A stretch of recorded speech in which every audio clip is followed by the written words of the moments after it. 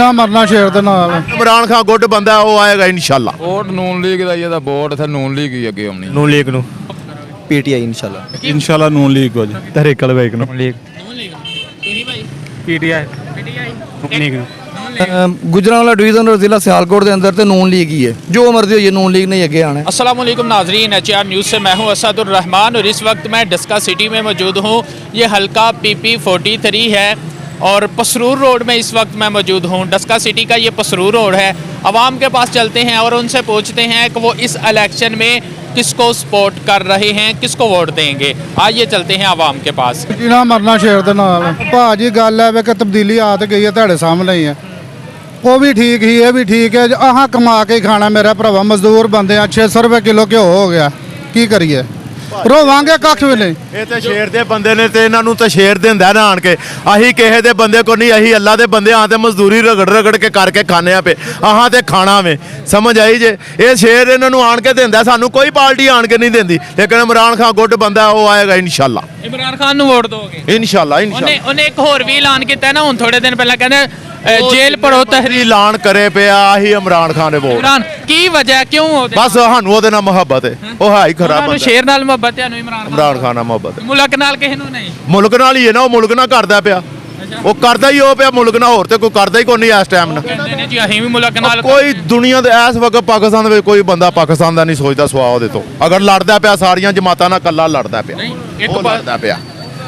अच्छा इधर आओ जी। बहन की हाल है, ठीक हो? ਇਮਰਾਨ ਖਾਨ ਗੰਦਾ ਬੰਦਾ ਹੈ। ਇਮਰਾਨ ਖਾਨ ਦੀ ਕਿਹੜੀ ਗੱਲ ਕਰਦੇ ਹੋ? वोट होने लगे ने किन्नू ਵੋਟ ਨੂਨ ਲੀਗ ਦਾ ਇਹਦਾ ਵੋਟ ਇਥੇ ਨੂਨ ਲੀਗ ਹੀ ਅੱਗੇ ਆਉਣੀ की वजह नून लीग ਨੂੰ ਬੜੇ ਲੋਕ ਸਪੋਰਟ ਕਰਦੇ ਓਏ ਉਹ ਚੰਗਾ ਕਰਨਗੇ ਮੁਲਕ ਵਾਸਤੇ। ਇਮਰਾਨ ਖਾਨ ਨੇ ਕੀ ਕਰਨਾ ਦਾ ਭੈਣ ਜੋ ਲੋਟਾ ਬੰਦਾ, ਇਹਨੇ ਕੀ ਕਰਨਾ ਇਹਨੇ। अच्छा ਹੁਣ ਲੋਕ ਕਹਿ ਰਹੇ ਮਹਿੰਗਾਈ ਬਹੁਤ ਜ਼ਿਆਦਾ ਹੋ ਚੁੱਕੀ ਹੈ। ਉਹ ਮਹਿੰਗਾਈ ਹੋਈ ਹੈ, ਕਿੱਥੇ ਹੋਈ ਹੈ ਮਹਿੰਗਾਈ? ਇੰਨੀ ਹੋਈ ਨਹੀਂ ਹੈ ਤੇ ਮਹਿੰਗਾਈ ਹੋਈ ਤੇ ਸਸਤਾ ਵੀ ਕਰਨਗੇ। ਮਹਿੰਗਾਈ ਹੋਈ ਨਾ ਸਸਤਾ ਵੀ ਕਰਨਗੇ। ਇਹ ਨਹੀਂ ਮਹਿੰਗਾਈ ਹੋ ਗਈ ਤਾਂ ਉਹਨਾਂ ਸਸਤਾ ਹੀ ਨਹੀਂ ਕਰਨਾ, ਸਸਤਾ ਕਰਨਗੇ ਅੱਛਾ ਵੀ ਕਰਨਗੇ। ਇਮਰਾਨ ਖਾਨ ਦੀ ਕਿਹਨੇ ਸੁਣਨੀ ਹੈ? ਇਮਰਾਨ ਖਾਨ ਬਾਬਾ ਜੀ ਅੱਗੇ ਕੀ ਕੀਤਾ? 3-3.5 ਸਾਲ ਟਰੱਕ ਦੀ ਬੱਤੀ ਮਗਰ ਲਾਈ ਰੱਖਿਆ ਹੂੰ ਤੇ ਭਾਜੀ 90 ਦਿਨ ਚ ਇੰਜ ਕਰ ਦਿਆਂਗਾ। 90 ਦਿਨ ਚ ਇੰਜ ਕੀਤਾ, 90 ਦਿਨ ਚ ਕੀ ਕੀਤਾ? ਆਵਾਮ ਸਾਰੀ ਜ਼ਲੀਲ ਹੋਣ ਡਈ। ਤੁਸੀਂ ਕਹਿ ਰਹੇ ਹੋ ਕਿ ਇਹ ਜਿਹੜਾ ਹਲਕਾ ਹੈ, ਅਸੀਂ ਇਸ ਹਲਕੇ ਦੀ ਗੱਲ ਕਰ, ਇੱਥੇ ਨੂਨ ਲੀਗ ਦਾ ਵੋਟ ਜ਼ਿਆਦਾ ਪੱਕਾ ਨੂਨ ਲੀਗ ਹਾਰ ਹੀ ਨਹੀਂ ਸਕਦੀ ਕਦੀ। हाँ जी। अस्सलाम वालेकुम जी अस्सलाम जी कैसे हैं आप? ठीक? जी अल्लाह का शुक्र अल्हम्दुलिल्लाह। इस हल्के में इलेक्शन हो रहा है दोबारा, किसको वोट देंगे? जी इंशाल्लाह नून लीग को जी। क्या वजह है नून लीग को इतना क्यों सपोर्ट कर रहे उन्होंने काम किए हैं, मुल्क के लिए सोचा है। ये 4 साल रहे, इसने क्या किया है? कोई चीज़ बता देना मुझे, आप ही बता दें। हैं? इससे पहले 35 साल तक तो नून लीग रही है। 35 साल किधर रही है? 11 साल मुशर्रफ रहा है, और ज़ियाउल-हक रहा है, 9 साल मुशर्रफ रहा है, 20 साल निकाले पहले। पंजाब की बात करें ना, पहले यहाँ पर नवाज शरीफ जब था वज़ीर आला रहा है, फिर उसके बाद शहबाज शरीफ के नंबर आया, यानी मतलब ये टोटल तो उन्होंने आपका ये जो हल्का, अगर इस हल्के की मैं बात करूं तो यहाँ पर जो इफ्तिखारुल हसन अल मरूफ ज़ारे शाह, वो काफ़ी देर तक रहा। क्या काम किया उसने इस वक्त? सारे काम किए उन्होंने, सारे काम किए हैं। जिधर भी पाकिस्तान पूरे में काम हुए हैं। ये मोटरवे बनाया किसने बनाया? ज़ारे शाह ने बनाया। सारी ज़िंदगी नहीं कोई बना सकता, कोई बना के दिखाया मुझे। ये ज़ारे शाह ने? हाँ ज़ारे शाह ने बनवाया, उसने बनाया। तो वैसे अभी आपको क्या लगता है ये रोड बना, ये ज़ारे शाह ने बनवाया। नारोबार रोड जो बना वो उसने सारे रोड इन्होंने बनवाया, किसने बनवाया? आपके ख्याल में इस हल्के में अभी दोबारा से नून लीग ही विन करेगी? इंशाल्लाह करेगी, क्यों नहीं करेगी? अपने उन्होंने काम किए हैं, क्यों नहीं करेगी? ये जो मुश्किल पड़ी हुई है ना ये महंगाई की, ये तो इसने की है, जिसका एग्रीमेंट किया हुआ है। ये जिसको पता है, जिसको शऊर है, ये वो एग्रीमेंट करके वो गया है, उसने किया, उसको पूरा कर रहे हैं ये तो लोग, अल्लाह को हुक्म से। जी अस्सलाम वालेकुम। वालेकुम क्या हाल है, ठीक हो? ठीक ठाक। किस ਨੂੰ ਸਪੋਰਟ ਕਰੋਗੇ? ਇਲੈਕਸ਼ਨ ਹੈ ਅਸਲ ਕੇ नून लीग ਨੂੰ ਕੀ ਵਜ੍ਹਾ?